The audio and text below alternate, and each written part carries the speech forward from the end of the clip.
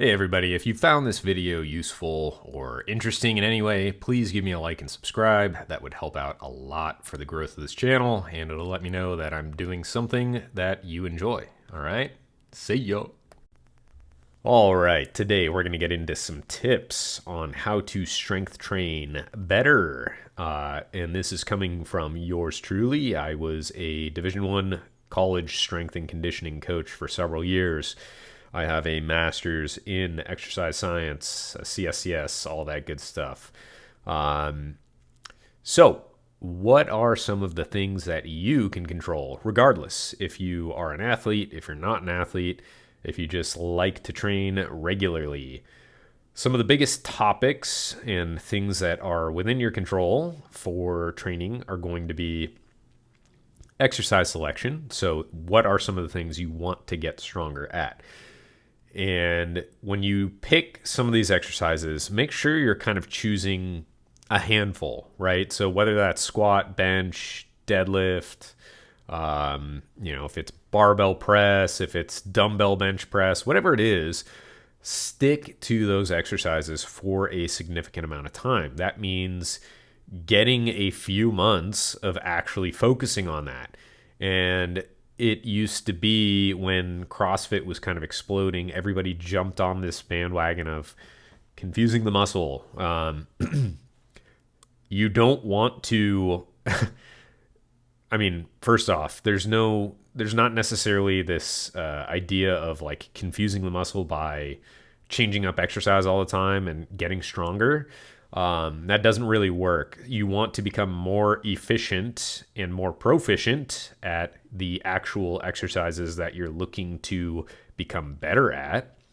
And if you're choosing large compound movements like a bench press or a squat or a deadlift or something like that, and you don't need to pick any of those exercises specifically, choose something that it works for you.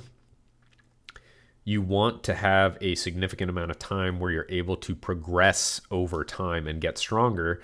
You're likely going to be building more muscle over time if you are choosing those compound exercises. Compound exercises meaning you're using several muscle groups at the same time. You are doing something that's involving a lot of your musculature, right? So if you are choosing those exercises, you want to work within an intensity range that makes sense both for your level of training and that makes sense for your ability to make improvements over time and to where you're not redlining, meaning you aren't going 100% of your 1RM, your 1 rep max every single day, right?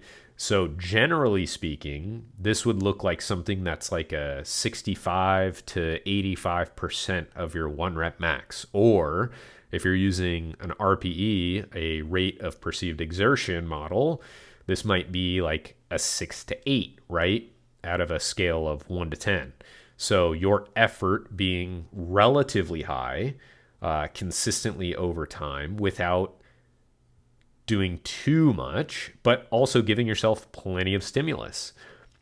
Within this, you also need to be aware that if you are training at a high enough intensity consistently, you need to be managing your training volume. So this is both in your sets.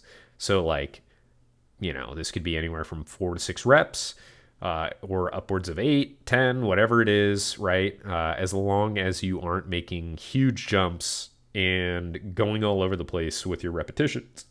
So this is like, one day I'm doing 4 sets of 8, and then the next day I'm doing 5 sets of 12. Like that would be something that wouldn't be very smart to be doing over a progressive period of time. You want to have enough time working in certain rep ranges and then also trying to manage that fatigue overall.